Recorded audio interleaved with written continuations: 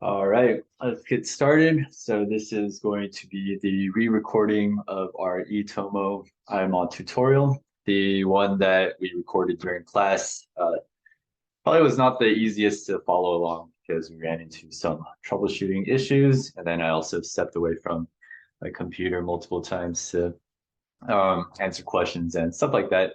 But anyways, hope this video is more of a straight shot through. I think it'll be easier for you guys to follow along as you are doing your own data processing for the lab report. All right, so let's get started. First thing you want to do is to set up the environment that you'll be running IMOD in. Again, this is important because especially if you're going to be doing multiple runs of IMOD, say you weren't too satisfied with your initial run of IMOD and you want to do everything again, it's a very good idea to separate your runs into different folders, all contained within a master folder. This way, the log files especially, don't get confused. Also, IMOD generates a lot of intermediate files, so you don't want that cluttering up your computer. So for my Mac users, you'll want to open up your terminal app, whereas for Windows users, we will be using Cygwin. So open up your Cygwin terminal. Just sort of a quality of life tip. By default, I think Cygwin is in this very blinding white background, but you can go to options. You can, change it so that you get this nice developer feel. I like Dracula. It's pretty nice. All right. Anyhow, so the first thing you want to do is to find the directory that you'll be working under, or if that doesn't already exist, you'll want to create one. So in our case, I launched Cygwin, and then Cygwin should launch directly into your home computer folder. So in my case, that is /home/gmailed or truncated gmailed, which is my email address. And then if you guys remember from lecture, we already created an MIMG105 folder. So that pops up here. So let's change directory cd into MIMG105. I can ls, that lists all the contents of my directory. So there we have it. And then you'll notice we have, you'll notice the tutorial session that we did during lecture. So in order to not have everything be all mixed up, let's create a new directory. We'll call this mkdir for make directory. Tutorial, we'll call it tbruci because that is the sample specimen or sample data set that we're using. And instead of live 1, let's call this live 2, just so we can differentiate that. Okay. Again, making these folders, you can do this in your file explorer as well, but doing it in Cygwin is nice because not everybody's computers is set up the same way. And once you create your directory, you can hit ls one more time. Now we see this tutorial tbruci live 2 popped up. Okay. So let's cd into this new directory that we just made. And if you hit ls and return, you should see nothing because we just made that directory. At this point, you can pwd. That'll spit out the entire directory path of this environment that we just created. And so to find that directory path in your file explorer or the Mac equivalent, I'll show you guys sort of how to do that. So first thing, you need to know where your Cygwin is installed for Windows folks. So for me, that is on my C drive partition. If I go into C, I see the Cygwin folder where Cygwin is installed under. And then from here, we just simply follow home, Gmail, or JIHMA, MIMG105, and then we should see our tutorial tbruci live 2 folder that we created. Okay. And you'll see that it's empty inside. At this point, you'll want to locate the raw data set that you downloaded. So for me, I have that on this folder right here. So I'm simply just going to Control-C, copy that, and then paste that into this new directory that we created. This way, we have a blank slate to work with. Okay. Again, for you, your data set might be under your downloads folder or wherever you've been storing it. All right, so if you go back to our Sigma terminal, if I hit ls, I should see this tbuci pp215.st file. Okay, and indeed we do. Great, so now that we are in this folder, we want to launch etomo. And you can launch etomo by just typing etomo and hitting return. Give your computer a second, and let me move this out of the way. And now you should see your etomo initializing GUI. GUI is GUI for Graphical User Interface. So the first thing we want to do is, well, there's a couple options here, but we actually want to do tomographic reconstruction. So we're going to select Build Tomogram. Okay. And as soon as you hit Build Tomogram, you'll see two windows pop up. One is your log menu, which it's handy to keep around. So I'm going to keep that here. And then you'll have your actual etomo interface, which we see here. Okay. Next thing you want to do is you want to load your raw image stack. So in this case, that is our tbuci pp215.st file. Select that, keep the defaults, and we're just going to click open, and you'll see our data set show up right here. The next thing you want to do is you want to make sure that your system template is set to cryosample.adoc. That should also change your data type from dual axis to single axis, but again, just make sure that happens. There might be some differences with different versions of IMOD. And then after that, we want to read in some parameters associated with our data set. So you'll want to hit scan header. What this will do is scan the header, which is basically just rows of information, the file that we just read into etomo. We're going to hit that, and that's going to return a pixel size of 0.2553, which is the appropriate pixel size that we're going to use. For this particular sample, the way in which it was prepped, we added 5 nanometer gold fiducial markers into the sample. So our fiducial diameter is 5 nanometers. And again, for this particular case, our rotation, we've already predetermined this. This is minus 187.5. Okay. Again, this is specific to your data set. When you guys are actually doing your data processing, I'll give you both of these numbers to work with. Okay. We learned the hard way in lecture that this data set did not have the tilt angles from data written into the metadata, which causes some issues with the EF file. So we want to specify the starting angle and step degrees, in which case we're starting from minus 60 degrees, so that's looking good. Our increment is going to be 2 degrees, so 2.0. At this point, you can open up you can click View Raw Image Stack. And what that will do is it's going to pop up this window, which is a view of our image stack. Then there will also be this little control panel, which basically controls everything that goes on in this large panel right here. Okay.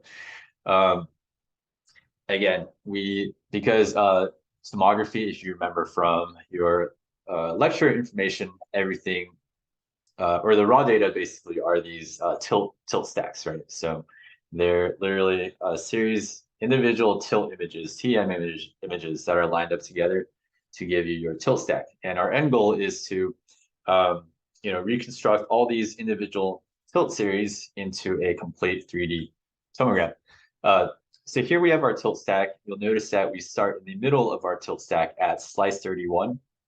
Now by dragging the slider either up or down, you can click on the right or on the left to move it up and down by one slice at a time. Or if you have a full keyboard, you can hit page up or page down to move through these slices accordingly. If you have a laptop keyboard, usually it's going to be like function up arrow or function down arrow for page up or page down. Okay, but consult your keyboard accordingly. So if we page up all the way and page down all the way, you'll notice at the bottom, this is the bottom of our stack, right? So this is a very extreme tilt angle. And you'll see, again, because when you're at an extreme tilt angle, your electrons have to pass through a lot of material to generate that image, which is why this is super dark. Quality is not great.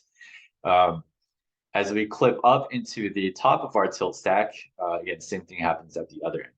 And I want you guys to notice that as we tilt through all this, the image jumps around a lot, right? And again, that's because not everything is aligned. As you're imaging, electric charge from the electrons will build up on your sample. That's going to cause the stage to drift, your sample to have hysteresis. So again, that's why we need to, that's why the workflow in tomographic reconstruction really is you have to align your tilt stacks really well before you can even do your back projection or your actual 3D reconstruction, okay? Again, the sample we're looking at, this is an axoneme, so basically a flagella structure from T. brucei, which is a small protozoan, I think it's protozoan parasite.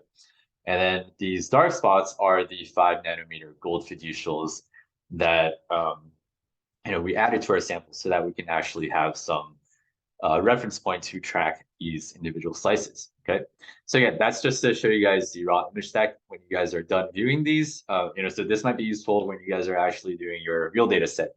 To make sure that your raw stacks are correctly, or at least everything's all there. And it'll also give you a good before and after. So when you're done viewing this, you can click X here. That'll close this out. So everything looks good. Double check one more time. Cryo sample, single axis tilt. We specified our angle and increment. At this point, we can just hit create common scripts. And that should then spit you back out into this menu. Okay. At this point, if we go back to our terminal and we hit LS, you'll notice a lot more files than just your initial tbrucei pp215.st, right?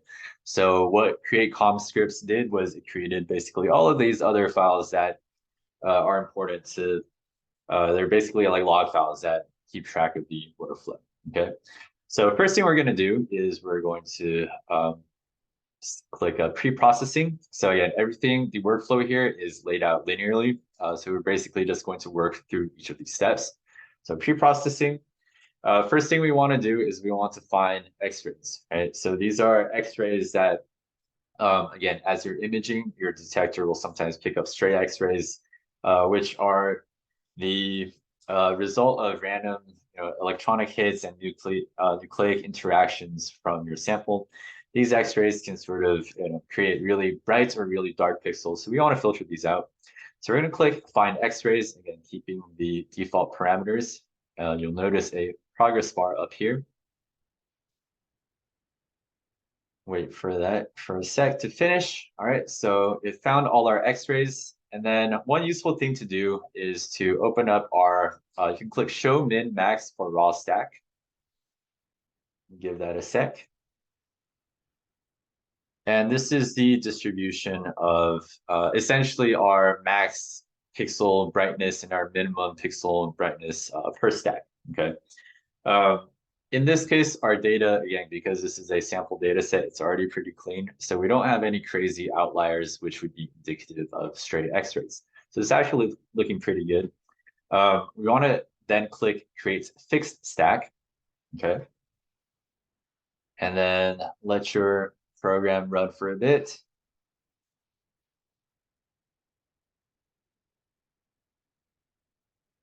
And then when that's done, you can then click Show Min Max for Fixed Stack, okay? And this will spit out another chart similar to this one on the left. So let's move this one to the right.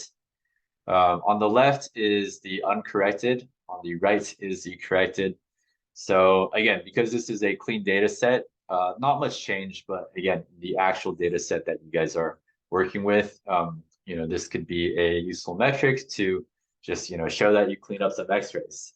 Also potentially something good to put into your lab report, right? As a before and after. So again, just showing you guys how this works. Let's close out these windows. With modern, direct electron detectors, X-rays are usually not too big of an issue, but again, this is just a good thing to do to make sure your data is clean nonetheless, okay?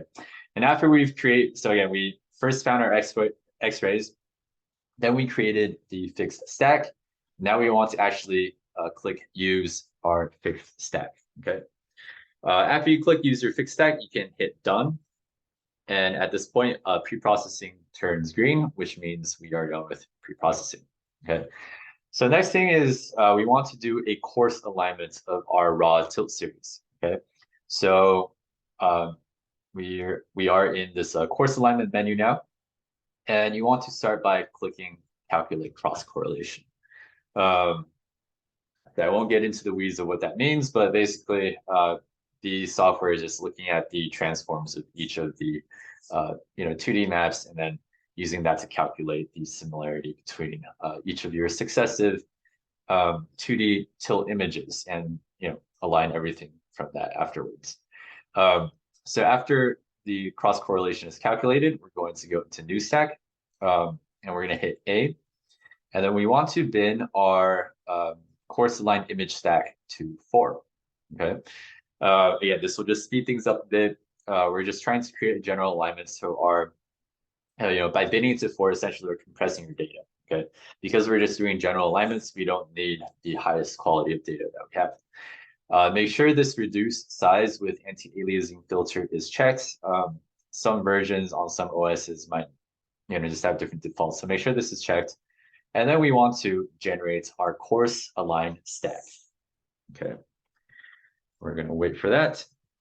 And then when that's done, you can view align stack in 3D mod. Click that, and that'll show you your coarsely aligned initial tilt series. Okay, so if we kind of click through this, you'll notice that the frames are a little bit smoother, transitioning from one frame to the other compared to our raw tilt stack, right? That's because this coarse alignment has been done. And you actually notice on some frames, there's this gray bar next to it. That's because the whole image has been shifted accordingly to align stuff together. Okay, so that looks good. We're going to X out of that. Also, really quick on this, mini menu to the left, you can control your white and black balance. Yeah, just a lot of image manipulation stuff you can do with this. So I recommend you guys play with that on your own time to, as you're making your figures, your images for your lab report, figure out what looks best. All right, so now that we have our coarse alignment, don't worry about the other stuff here. We're going to hit done. And then coarse alignment is now green. And again, if you go back to your terminal now and hit LS, you'll see a lot more files have been generated. Okay, so we're looking good. At this point, we want to tell etomo or get etomo to start tracking our fiducial markers, right? So our little gold beads, this will help us align the tilt series even better. So there's going to be 2 tabs here, seed model and track beads. So under seed model, we want to make sure that generate seed model automatically is selected. And then for the total number of seed points to select, we want to usually use a number between 25 and 50. I think for this one, we'll go ahead and use 50. Okay. And then, yep. So 50, everything else looks good. And then you're going to hit generate seed model. All right. And then what etomo is going to do is it's going to look through your stacks. It's going to start with the center stack and find all the fiducials up to 50 that it can find over there. Okay. You can open your initial seed model by clicking this. And you'll notice that, again, the software etomo spits this out in the middle of the stack at stack 31. And you'll notice, all the fiducials that were selected. If we check our log file, we see that, there's 50 fiducials selected. You'll notice that if you go, up one slice or up one tilt, right, or down a couple tilts, the fiducials at this point are only tracked on the middle slice. Okay, so the next thing we want to do is to actually track the fiducials across all the other tilts as well. Sorry, I keep saying slice, should be tilts, because at this point our tomogram is not reconstructed. So let's go to track beads. And then we want to make sure that make seed and track is selected. And then for bead tracker, you can hit refine center with Sobel filter. This one, it sort of doesn't matter too much for the types of data that we're dealing with. So you can check it or not check it. It's up to you. It really doesn't make a difference for this particular data set, and also for the data set that you guys are going to be working with. but I guess we'll leave that check for here. And then at this point, we're going to hit track seed model. And so track seed model will basically go through each of our tilts, and then using the fiducials that were selected, that center tilt, it's going to go through all the tilts and track these in the other ones as well. Okay. And at this point, if you go to your log file, you'll notice that we have a new entry and it says total points missing. Okay, so it looks like we're missing 66 points. Basically, that just means, out of all our fiducials, all 50 across each tilt, there are 66 locations where the tracking of that fiducial gets lost in between the different tilts. Okay, so we want to fix that or get that number as low as possible so that we can get our alignments, as on point as possible. So you can sort of click back and forth between these two real quick. So we've clicked track seed model already. Now let's click a track with fiducial model as seed. And you'll notice that that took our missing points from 66 down to 27, okay? You can click back and forth a couple times. Sometimes you can, get it lower a little bit more. So in this case, we got it down from 27 to 26. Let's click it one more time. Yeah, so still 26. So 26 seems to be about as good as we can go just using Etomo's automated fiducial tracking. So at this point, we want to manually fix our fiducials. To do that, we open up, we click Fix Fiducial Model. That'll pop up this interface. And you'll notice this time we have, if I can move this, there you go, down here a bit.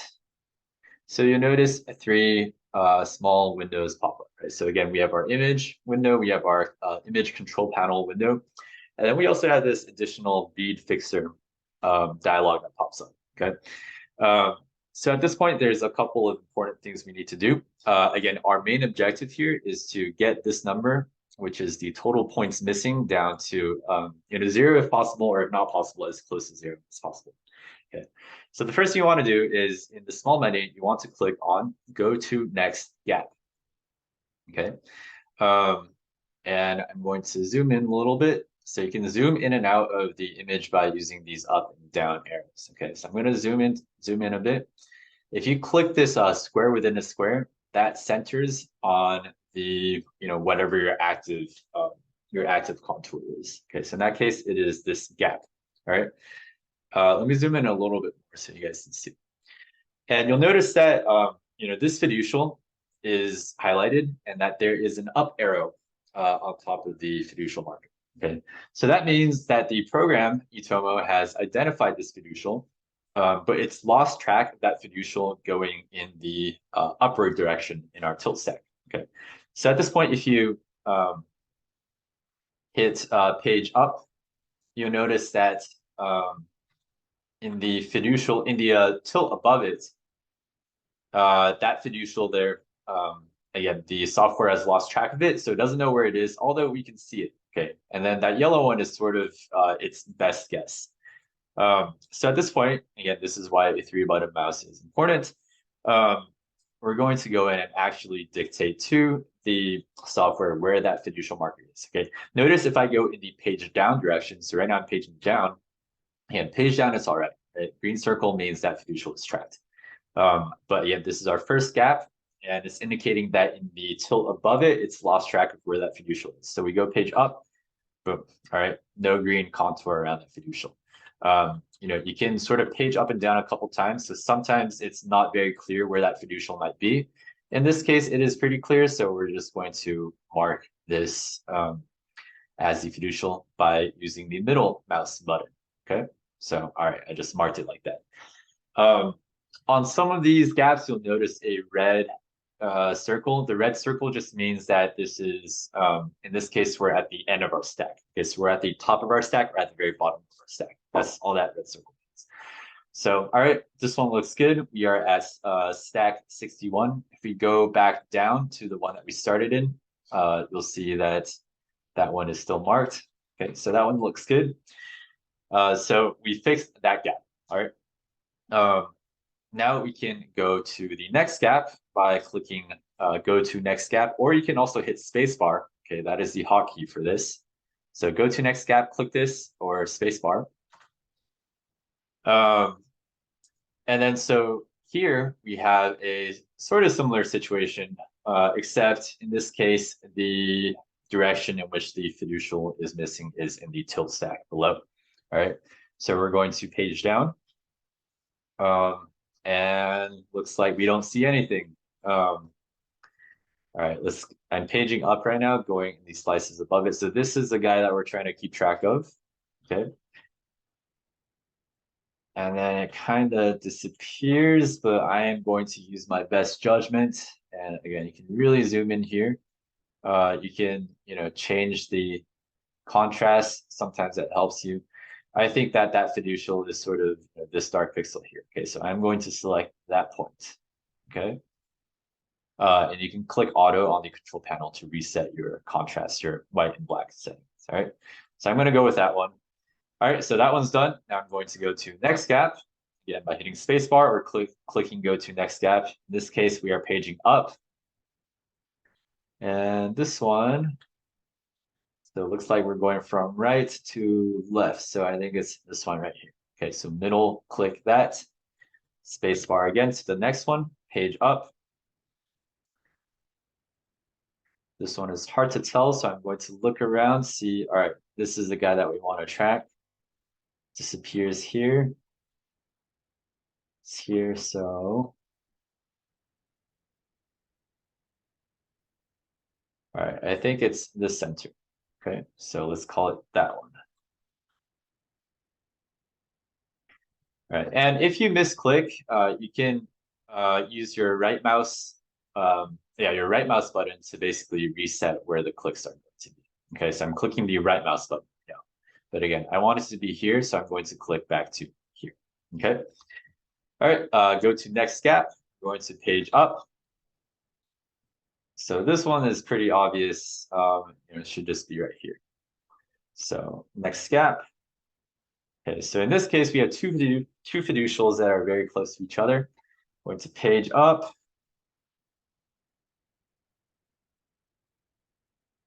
All right, so I think it's this one right here. Okay. Again, all you're doing is helping the software, because we have critical thinking, we have brains, we can sort of intelligently figure out where these fiducials are going, whereas the software sometimes has trouble doing so by itself. Okay. So this one's also pretty easy. That is it. Hit space, page down.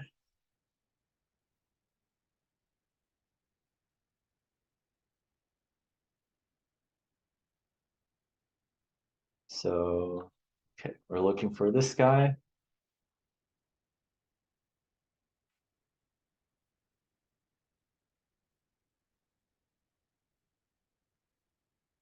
All right, pretty sure it's somewhere in here. We're gonna go with that. This one we're going up.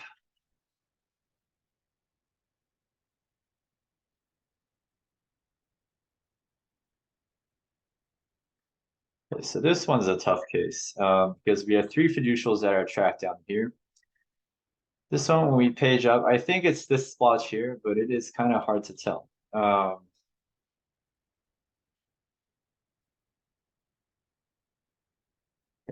gonna go with somewhere in here because, again, if I look at the next frame, we see that it's here. If I go back one frame, can't see it, and if I go to the frame before it, it's right here. So somewhere in the middle is about here. So I'm pretty sure this is it.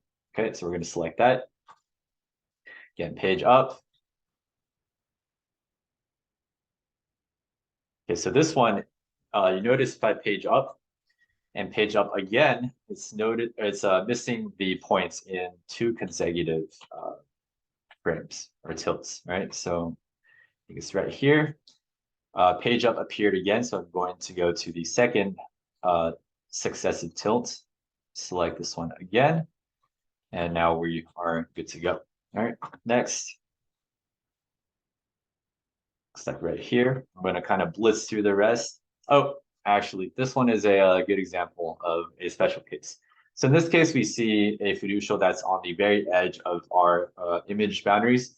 you'll notice if you page up, that fiducial is no longer visible on the page. So for fiducials like this, you can just simply, if you see something like this, just hold down Shift and then press D. So basically type a capital D on your keyboard, and that will delete that contour. Okay.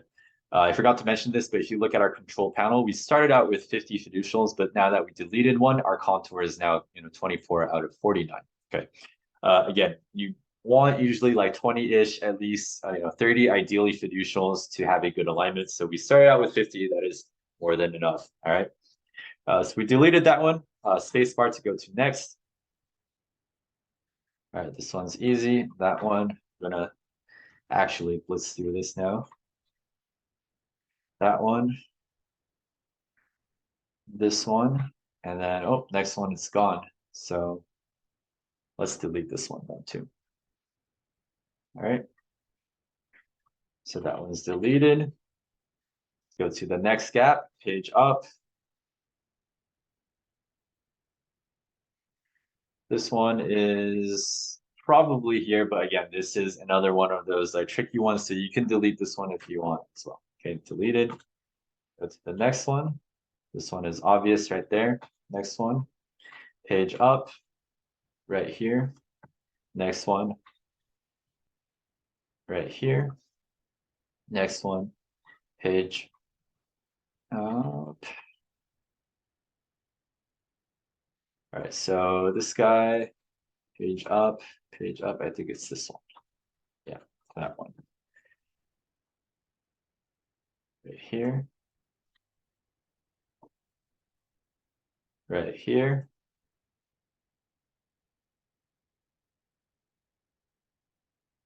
It's basically on top of it right there. All right, and you'll notice I'm hitting spacebar, but nothing's happening. You can click go to next gap, but nothing's happening. And on this little log file, we have expand this a little bit. No more gaps found. So we've gone through all our gaps. Okay. At this point, it is very important that you either click S or you go to File and you hit Save Model. All right. Otherwise, all your work will have been for naught. So we are going to save our model. Okay. At this point, again, making sure that we've saved our model can X out of this interface. Okay. And at this point, we can re-hit track with fiducial model as C. And you'll notice that now we only have 1 point missing. Okay. So again, if you really wanted to be a perfectionist, get that perfect alignment, you can go back in, try to figure out that missing point. For the purposes of this demo, I think 1 missing point is good enough. Let's hit track with fiducial model one more time just to make sure. Yeah, so we're missing 1 point, but that's all right. So at this point, I am pretty satisfied with our fiducial model generation. So I'm going to click done. And our fiducial model generation has turned green. Now we're going to start our fine alignment. Okay.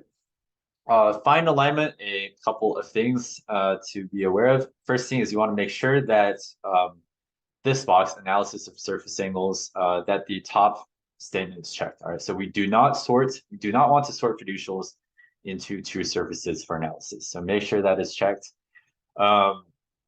Minimization parameters, again, this is one of those optional ones. Let's just do it in this case here. Local alignment parameters, again, this is also optional. You guys can play with this in your own data set, see if it improves it or not. Sometimes it will, sometimes it will not. And then we're going to click compute alignment. And we're going to give that a sec. All right. Okay, so now that it's done, at this point, we want to, so again, the objective of this section is so we've generated our fiducial model. We want to more finely align our fiducials now that everything is referenced to the tilt stacks that we have. Okay, so that's what the compute alignment did. At this point, we can hit View, Edit Fiducial Model. So we're going to go in here. Again, that's going to take us back into this menu.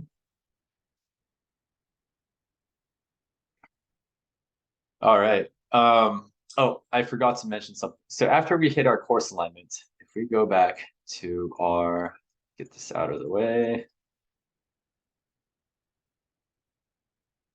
if we go to our log file, okay, so again, after we hit, sorry, not course alignment, compute alignment.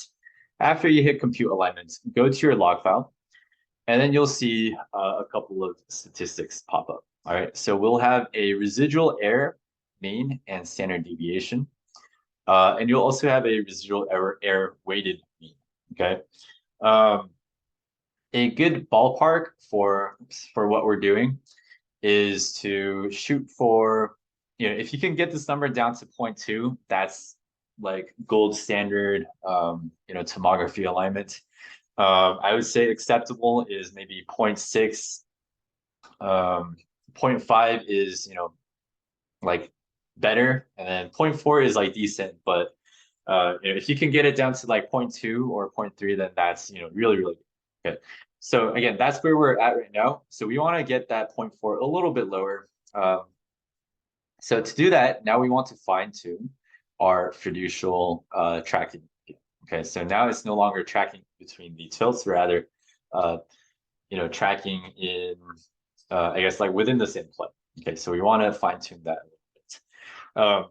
So if we look at our little dialog right here, now instead of go to the next gap, we'll see go to next big residual. Okay, so we're going to start by hitting this, go to next big residual.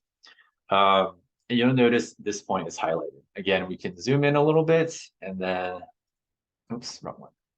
If you hit the square within the square, that centers you on the active fiducial. So now that we're up nice and close, you'll see in this case, it's not super obvious. Zoom in a little bit more.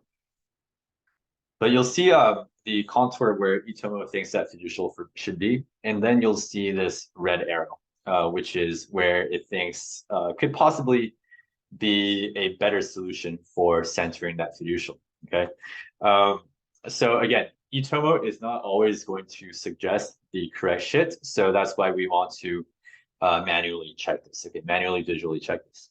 So let's page up, page down, just to get a sense of where that fiducial is. I'm going to zoom out a little bit. I think it's easier.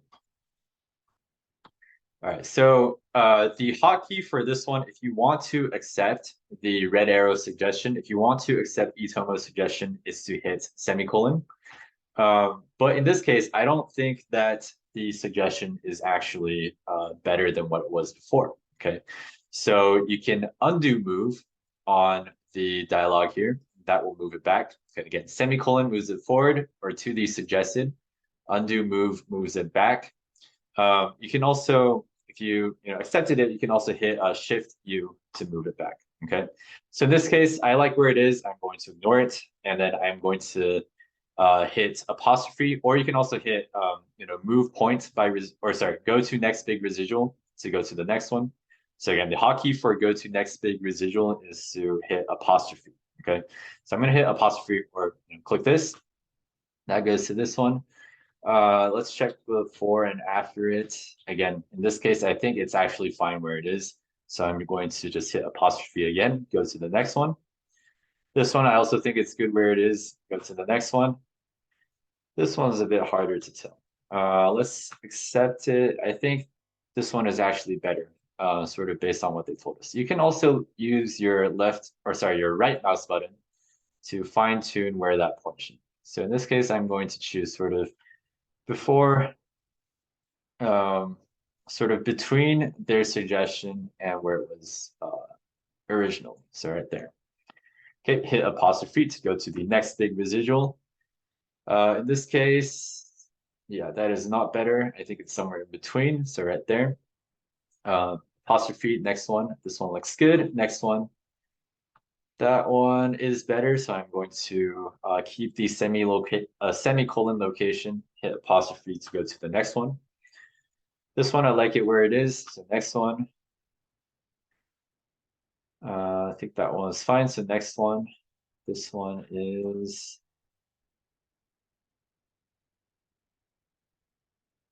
I think this one's all right. Next one. That's fine. Next one. Next one.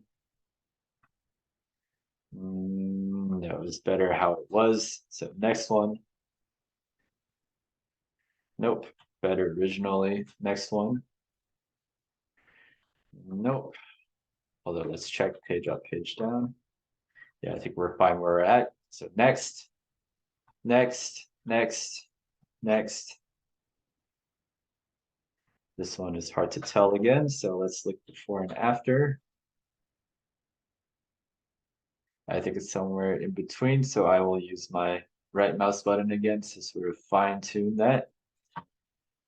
All right, next, this one is fine. I'm gonna fine tune this. I think it's like right there. That one is good. Next, next. Go back a little bit. That like right here.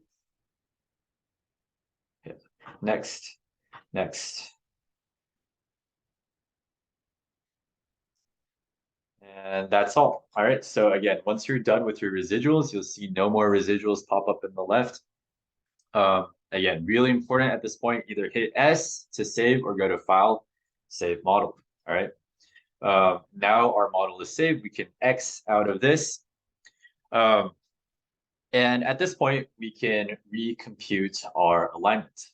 Okay, so we're going to hit this again. And then once this finishes, we'll go back to our log here. And we improved a little bit. So we went down from 0.478 for the residual error to 0.475. Standard deviation went down a little bit. Again, if you want to go back and sort of iterate this process, you can certainly do so. Try to get that number down as low as you can. Again, I think for the purposes of the tutorial, we're good here. 0.4, again, it's acceptable.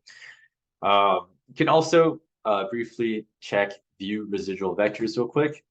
This will look at, or basically open up all of your fiducials, and it'll do something called local patch tracking, which basically is the arrows will show essentially where the computer thinks centers should be. Again, this is sort of just another way to gauge your large residuals. Like stuff like this has pretty large residual. So, you can go back to your view edit fiducial model and you can target those fiducials specifically. Okay. But again, for our purposes, I think we're pretty satisfied here. So we're going to click done. Okay. Tomogram positioning, again, this is sort of a more recent development, but nowadays, after we have our tomogram, we do a lot of post-processing with it, in which we sort of merge CryoET with CryoEM, and we actually cut, stuff out of our tomogram in a process called sub-tomogram averaging. Basically, the gist of it is we don't need to do this anymore. Again, at least not for our purposes. So you can just hit postpone. That'll turn it to magenta, and then we'll move on to final align stack. All right. So for final align stack, again, this part's very straightforward. We just want to hit create full align stack. And basically what etomo is doing at this point is it's using your finalized fiducial model to do a fine alignment of all your tilt series that you have. Okay. At this point, we can view our full align stack. That'll open up, again, everything in a dialog like this. And you'll notice a lot smoother transitions between the different tilts. You'll also notice that our tilts are also, the entire image has been rotated, right? And so that's because some frames need to be rotated in order to be aligned properly, so on and so forth, all right? So it looks like we're making good progress. We're going to X out of this. And since we're satisfied, we're going to click done. Right, and then now we are ready to actually generate our tomogram, okay? So here, there's a couple things we want to select. We will be using back projection because CERT, even though this is, it'll give you higher contrast at the expense of, some higher resolution features. But, generally, again, if you're doing this for actual publication, CERT is good to do, but it takes a lot of computational horsepower. You would want to run this, in our data center on a supercomputer. But since, we want to have mercy on the laptops that we're all using, we're going to use back projection. And you can tick parallel processing, even though this doesn't actually do anything, but just click it because the software runs better like that. So that is clicked. and then we want to make sure a couple things here. First is we want to estimate our tomogram thickness in Z. Usually it's better to estimate higher than not. So this number is going to be in pixels. So let's go with 1500. Okay.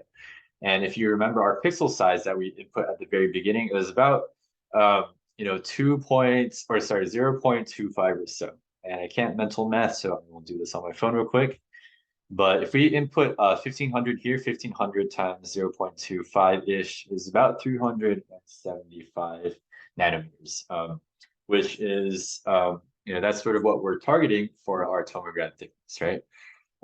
So in this case, 1500 for your own data that you'll actually be doing. You can start out with 3000, and then 3000 is probably a good number to just stick with. If you notice your tomogram being too thick, with a lot of empty space above the actual data, then you can go down to maybe 2500 or 2000. But again, for me, because I've done this one before, I know it's about 1500. We want to make sure that we use a cert-like filter. So again, because we're not doing actual cert, we're going to do fake certs. And we're going to do, let's do 10 iterations, okay? Everything else we can keep as default. Make sure we have everything set up correctly. And then at this point, we can hit generate tomogram. And this will take a while, again, depending on how powerful your computer's CPU is. It's kind of like a benchmark test. So we're going to give it a sec for it to finish running. I will pause the recording so that we can start once it's finished. This will probably take a couple minutes.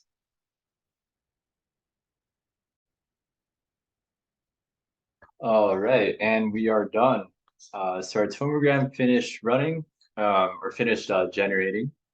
One thing I forgot to point out to you guys, which I realized after I paused. So if we go back to our final align stack, here you can align your image or set your align image stack bidding to 4. Again, if you're doing this process on your laptop, this will vastly speed up the time it takes for you to generate your tomogram. Okay, so when you up the bidding to 4, the reduced size with anti-aliasing filter should be selected automatically, and then you would create full align stack and then hit done again. Okay. I realize this is in sequence, so if you've already started your tomogram generation and it's taking forever, you can kill the process hitting this up here, and then you can go back to the final align stack. Reset that bidding to 4. You can do 2 if you want. 4 is probably better for just normal laptops. And then again, reduce size with anti-aliasing filter, create full align stack, hit done, and then again, do everything else after that exactly the same, okay? And generate your tomogram. So at this point, our tomogram has finished generating. So let's open it up in 3D mod and then see what it looks like, right? So this is our final reconstructed tomogram. Let's clip through these slices. So you'll notice that before we had a total of 61 slices, and we always started in tilts. And then we always started in tilt 31. But now that we've actually reconstructed the entire 3D dimension, everything exists as slices and not as tilts. So now we can blitz through this entire stack of images. And again, whereas before each individual tilt, was actually, their discrete tilt through the volume. Now, as we scroll, from the bottom of Z all the way up to Z, we're actually looking at, again, individual slices of this 3D volume. So fundamentally different types of data here. And that's something that's really important to understand. As otherwise, a lot of times people are like, oh, well, your raw data set, your raw tilt, and this looks exactly the same because it's black and white, and you have a slider to slide through your different, images or frames. But again, our data is fundamentally different here than what it was before. At this point, if you guys want to make figures or visualize this thing in other dimensions, you can hit X, or sorry, Control X. That pops up this menu right here, or this dialog. And then here you'll actually be able to, if you right click, I guess, that essentially pans you through all of the different slices that we have. You can do that for any of these windows that we have. So if you right click on this window, that basically sets up this movie. So if you want to record movies, this is one way you can do it. Let's see, let's reset that back to 0. You can also use these manual sliders at the top to essentially clip through all the planes. Okay. So that's what that looks like. Again, this one right here, this window right here to the left, control your contrast. One thing you can do is for the sum right here, instead of 1, set that to 10. That'll essentially take thicker slices of data, average it together, which will increase your contrast somewhat. Again, useful for if you're making figures or trying to see images.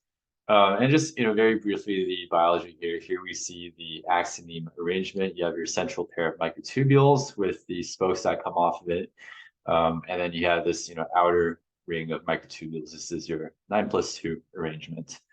So that is our completed tomogram. There is post-processing that you can do, and this probably isn't necessary for the purposes of this class. All right, let's hit done here real quick so we finish that part of the workflow. For post-processing, there's a couple of things that usually are done here. I guess we can talk about it real quick.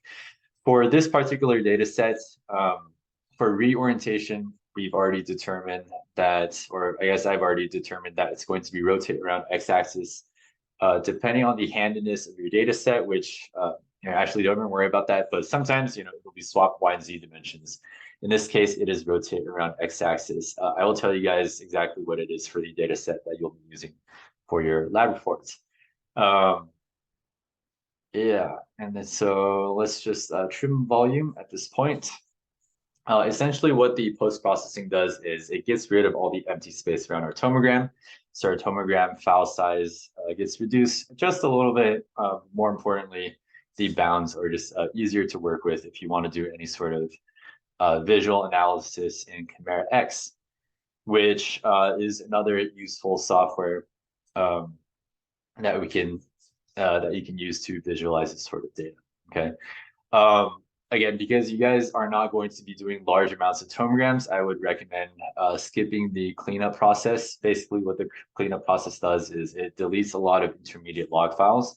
But sometimes, in this case, especially because we're only doing one tomogram, it's actually useful sometimes to keep the log files around. Because if at any point you accidentally hit, oops, you close out of etomo and you're like, oh no, I just spent the last hour trying to perfect all my fiducials. How do I get everything back? Well, you can go to your terminal. Okay, and then if we ls here, you'll notice all these files in our working directory now. Again, that's another reason why we want to separate our workflow into this new directory. But if you just hit, or actually, let me show you guys where the file is at.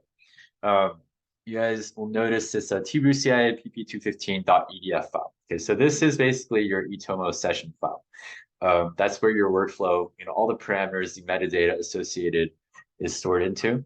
So if you just simply open that file using etomo, you don't have to type the whole thing out, the star.edf, hit return, and everything should come back exactly the way that you left it when you exited out of etomo. Okay, so again, this is also good if you don't want to do the whole pipeline in one go. All right. Okay, so that is pretty much it. Yeah, I will send out emails with just like specific tips, I guess, and the download link for Chimera X, but that is how to use etomo in a nutshell. All right.